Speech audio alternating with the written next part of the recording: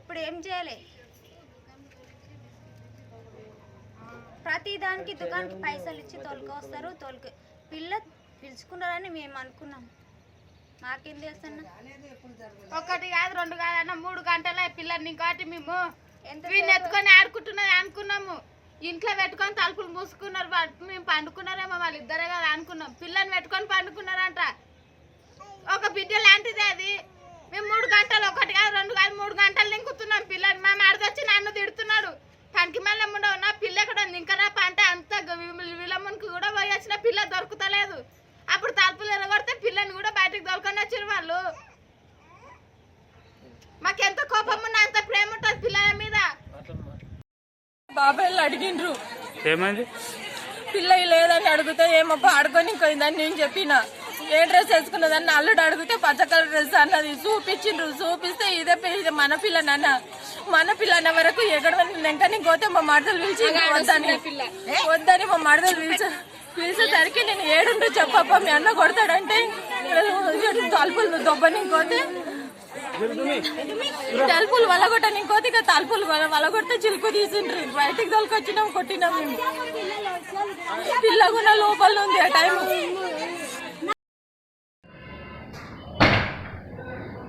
నిన్న అనగా తేదీ 3/1/2021 నాడు సాయంత్రం అమ్మాలి బస్సులో ఇంద్రానగర్ అమ్మాలి బస్సులో జరిగినటువంటి రేప్ కేసు విషయంలో మరి నిందితులైనటువంటి నరసింహులు ఆంజనేయుల్ని పట్టుకోవడం జరిగింది. పట్టుకొని ఈరోజు వాళ్ళని రిమాండ్కి తరలిస్తున్నాం. వాళ్ళకి ఇన్వెస్టిగేషన్ కంప్లీట్ చేసి శిక్ష పడే విధంగా మేము చేస్తాం. అదేవిధంగా దీని సందర్భంగా తాండ్రు పబ్లిక్ కానీ తల్లిదండ్రులకు కానీ కొన్ని సూచనలు చేయదలుచుకున్నాం.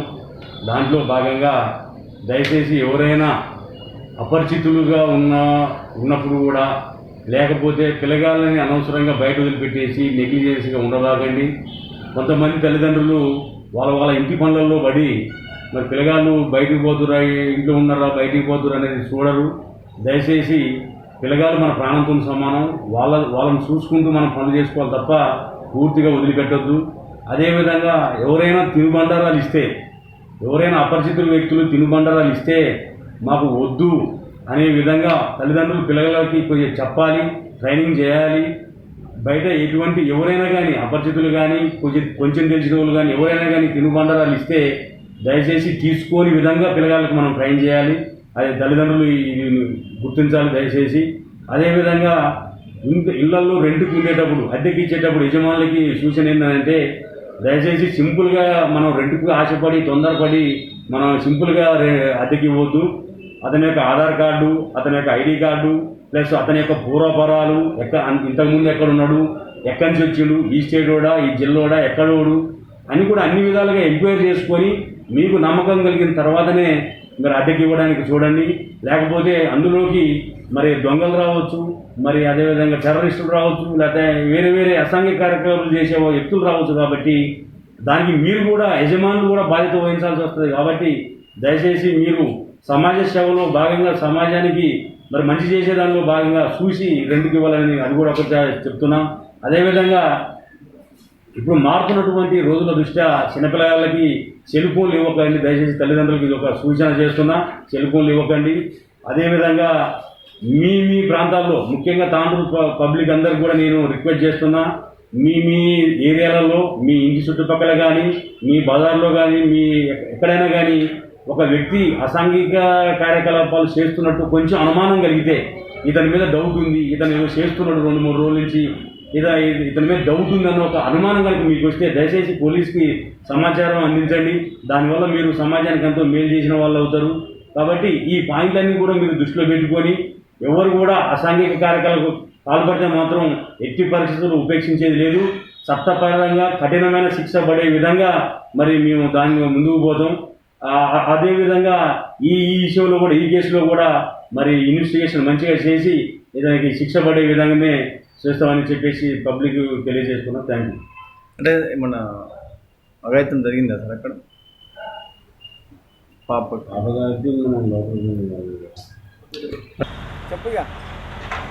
నిన్న తాండ్రు పట్టణం ఇంద్రనగర్ అమ్మాలి బస్తీలో 6 ఏళ్ల బాలికపై అత్యాచార యత్నానికి ప్రయత్నించినటువంటి వారిని కఠినంగా శిక్షించాలంటూ సిపిఎం పార్టీగా డిమాండ్ చేస్తున్నాం. అదేవిధంగా తెలంగాణ రాష్ట్రంలోనే దేశంలోనే రోజు రోజుకు మహిళలపైన చిన్నారులపైన ఇలాంటి అత్యాచారాలు దాడులు మహిళలపై ఇలాంటి లైంగిక వేధింపులు ఇవన్నీ జరగడానికి ప్రధాన కారణం ఈరోజు వాళ్ళు మద్యం మత్తులో ఉండి ఆ రకంగా ఈరోజు తెలంగాణ ప్రభుత్వానికి మద్యం వల్ల ఆదాయం వస్తుంది కాబట్టి గల్లీలలో గిట్ట మంచినీళ్ళు దొరకాయి కానీ మద్యం దొరుకుతున్నటువంటి పరిస్థితి ఉంది.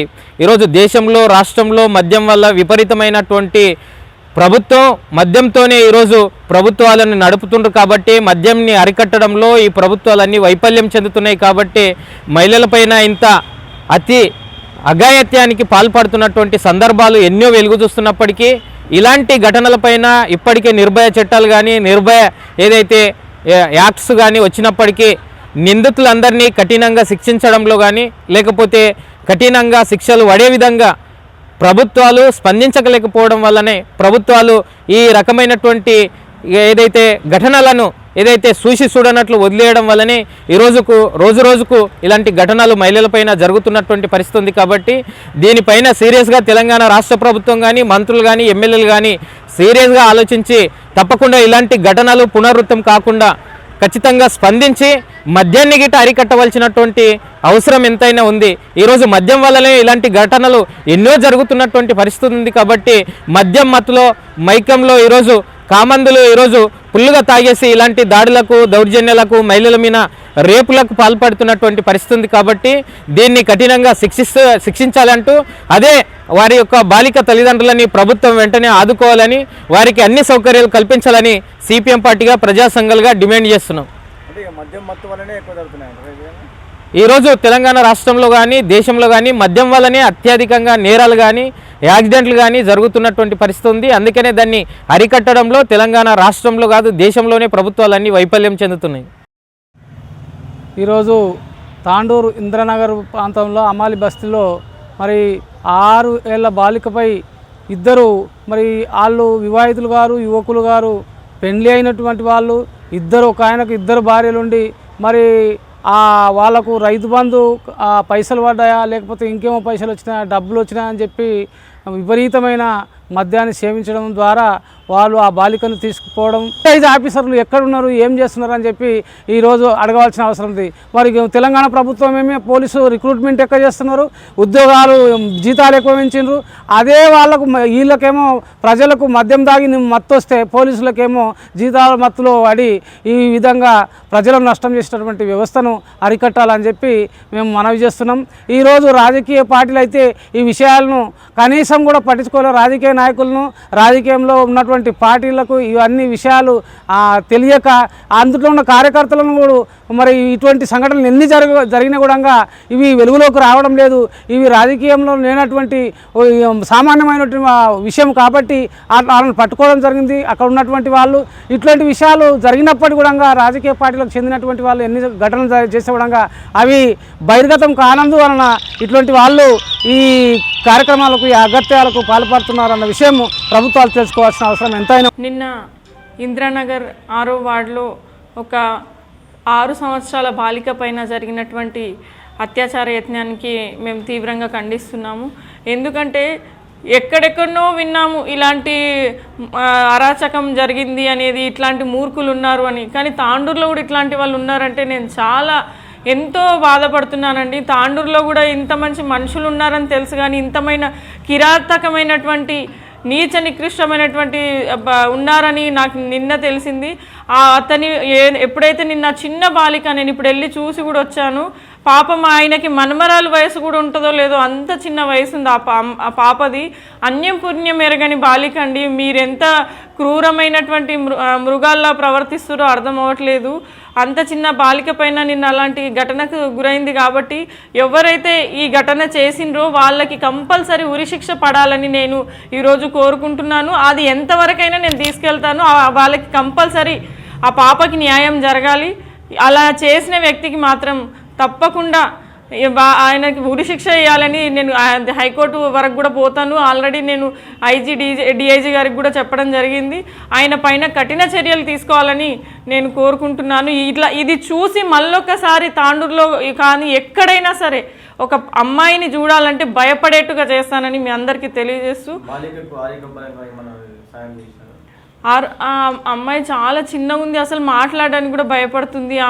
ఎంత ఆడుకునే వయసు చిన్న పాపకి ఈరోజు వెళ్తే అసలు బయటకు రావడానికి కూడా భయపడుతుంది. ఆ స్థితికి తీసుకొచ్చిండ్రు. కంపల్సరీ వాళ్ళపైన కఠిన చర్యలు తీసుకోవాలని నేను కోరుకుంటున్నాను. మహిళలపై అఘాయిత్యాలు ఎందుకు జరుగుతున్నాయి, దానిపైన మీరేమన్నా మీ అభిప్రాయం చెప్పండి. మహిళలపైన అఘాయిత్యాలు ఆగాలంటే ప్రభుత్వము కఠినంగా వ్యవహరించాలి. అది ఎట్లా కఠినంగా అంటే పకడ్బందీగా మంచి బలమైనటువంటి సెక్షన్లు పెట్టాలి. బలమైనటువంటి సెక్షన్లు ఏంటంటే ఊరి శిక్ష కంటే వేరే సెక్షన్లు లేవు కాబట్టి ఊరి శిక్ష పడే విధంగా ప్రభుత్వము చట్టం తీసుకురావాలి. మనసులో మానవత్వం చనిపోతుందా? అవును, మనసులో మానవత్వం పోతుంది, కనిపిస్తుంది, అందరినీ ప్రజలని కనిపిస్తుంది. అందరికీ జీవుల కంటే అధ్వానంగా మారిపోతున్నారు. అక్షరాస్యత వలన ఇంకా తాగిన మైకం వలన అది అందరికీ అర్థమయ్యే విధంగానే కనిపిస్తుంది. ప్రభుత్వం వైఫల్యం చెందుతుంది. ప్రభుత్వము దాన్ని రాష్ట్ర ప్రభుత్వమైన కేంద్ర ప్రభుత్వమైన పకడ్బందీగా దాని మీద ఒక బలమైనటువంటి ఒక కళా బృందాన్ని ఏర్పాటు చేసి ప్రతి ఊరు, ప్రతి వాడ, ప్రతి పల్లె దానికి ప్రజల్లో తీసుకెళ్ళాలి. అప్పుడే కొన్ని ఈ ఆగతలు ఆగిపోతాయని నా వాదన.